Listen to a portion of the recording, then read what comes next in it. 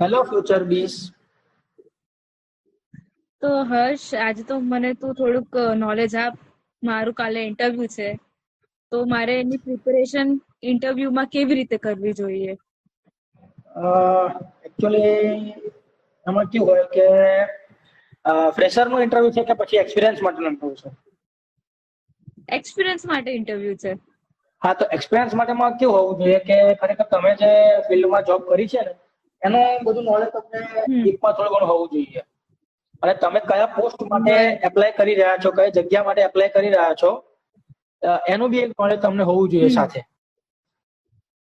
બરાબર ઠીક છે, બરાબર. તમે સેમ ફિલ્ડમાં જઈ રહ્યા છો, ખાલી તમે કંપની હમ. બદલી છે તો વાંધો ના આવે.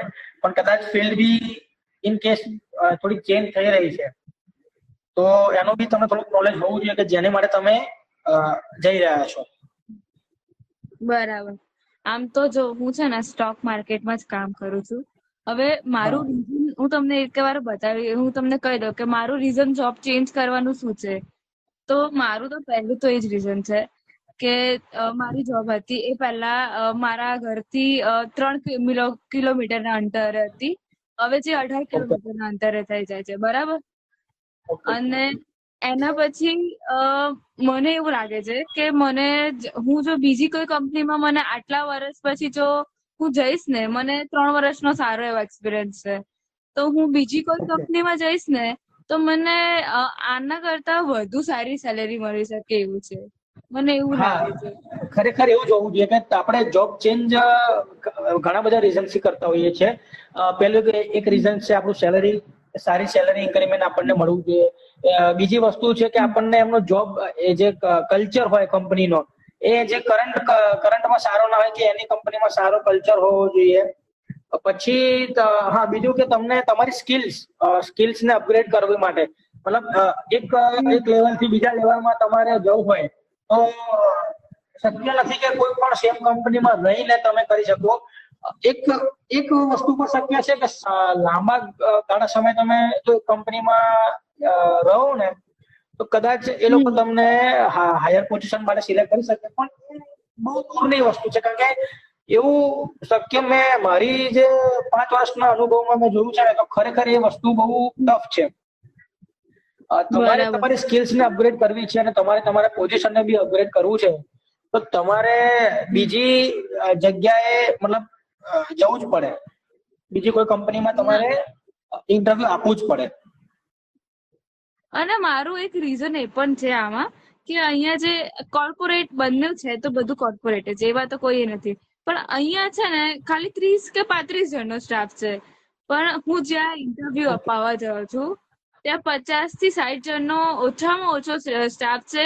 અને એ લોકોનું ફ્યુચર મને મતલબ જાણવા મળ્યું ને, ઇન્ટરનેટ ને એ બધા પરથી મેં જાણ્યું ને, તો ફ્યુચર એમનો જે પ્લાનિંગ છે ને તે 80 થી 100 એમ્પ્લોય એ લોકોને મતલબ નવા જોઈએ છે બીજા, આના સિવાય. એટલે બહુ ખરેખર એ બધું બી કોર્પોરેટ એ થશે. બી ખરેખર આ બી તમને બહુ બેનિફિટ થશે કે તમે હમ. કંપની કોર્પોરેટ લેવલમાં તો તમારો શું કહેવાય કનેક્શન વધશે.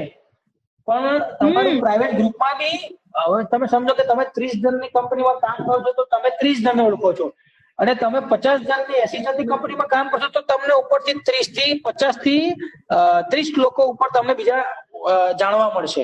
જે તમારું કનેક્શન છે એ સારું, ઓળખાણ છે એ સારી ઘણી વધશે એમાં. હા, તમે જેમ કહો છો એમ કે વધારે કનેક્શન તો થશે. પછી લોકોના માઇન્ડ કેવી રીતના કામ કરે છે, કે લોકોના વિચારધારા શું છે, કે કોઈક વસ્તુ હોય તેમાં તમારો મત અલગ હોય, મારો મત અલગ હોય, તો નવા નવા મત જાણવા મળશે. પછી હા. આ જે બીજી આ ઓફિસ છે ને એમાં વર્ક કલ્ચર બી મને બહુ સારું લાગે છે.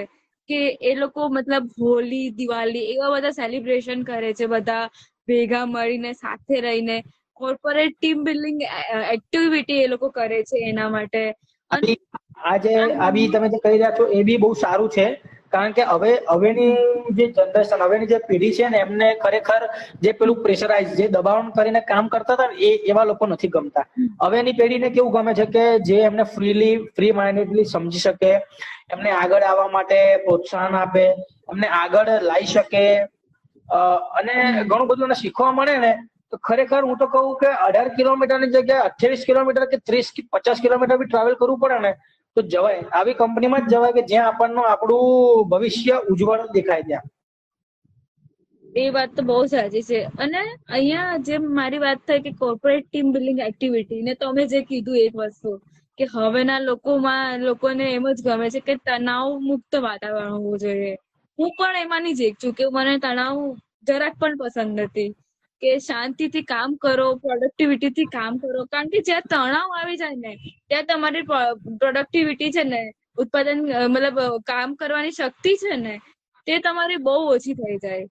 અને તમારા આ ટોપિક પરથી મને એક ઇન્સિડન્ટ મને યાદ આવ્યો. મને થોડા ટાઈમ પહેલા મેં ન્યૂઝપેપરમાં રીડ કર્યું હતું કે કોરોના પછીની જે લોકોની જે કામ કરવાની પદ્ધતિ બદલાઈ ગઈ, અને બીજું કે જે એમના ઉપરી અધિકારી છે ને એ એમને બહુ જ ટોર્ચર કરવાના કારણે એમને ગંભીર બીમારી જેવી કે heart attack, blood pressure, diabetes એવું બી એમને ડિટેક્ટ થયું છે. અને એક ઓર્ગેનાઇઝેશને છે ને એકવાર કોરોના પછી અહેવાલ એમને કર્યો હતો ન્યૂઝપેપરમાં. એમાં એવું જાણવા મળ્યું કે જે માણસ ઉપરની સીટ ઉપર બેઠો છે ને નીચેના લેવલ કરતા એમને હાર્ટ એટેક નો જોખમ વધારે છે જે નીચેના માણસો કામ કરે છે એના કરતા. કેમ કે આખો દિવસ એમને ટેન્શનમાં, તણાવમાં આખો દિવસ એવી રીતે એમને કામ કરવું પડે છે. જેથી જતા દિવસોની અંદર કેવું થશે કે માણસ જેટલું પણ તણાવ વધારે લેશે ને એટલું જ એની સેહત પર અસર પડશે. હમણાં જ મારી સાથે કેવું થયું કે આ જે કંપની છે ને ત્યાં મતલબ મને સમજી લો કે 2 વર્ષ થઈ ગયા. એટલે મને ઘણો સારો એક્સપિરિયન્સ છે.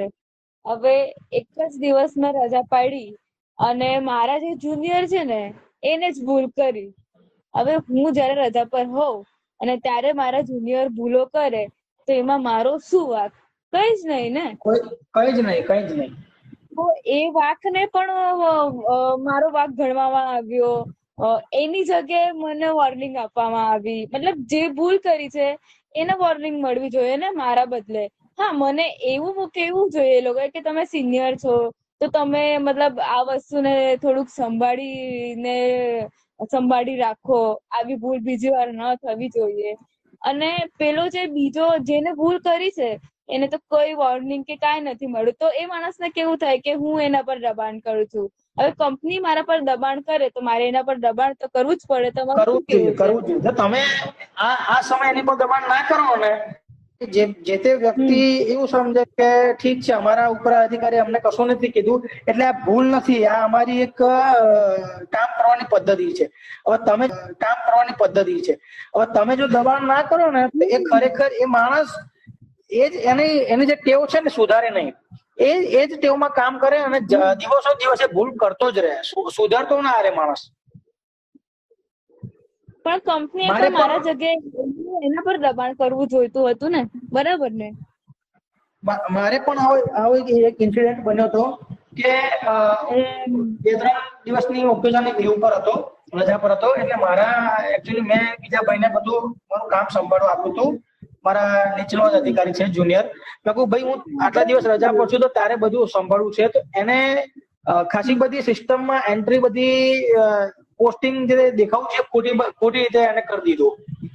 હવે જયારે હું પાછો આવ્યો ને ત્યારે મને મારા ઉપર અધિકારી મને રિટર્નમાં મેલમાં આવી ગયું હતું મારી જોડે કે ભાઈ તમે આ સમયગાળામાં આ જગ્યા પરથી આટલી પોસ્ટિંગ તમે ખોટી કરી છે, જેથી તમે એનું મને એક લેખિતમાં અમને જસ્ટિફિકેશન આપો.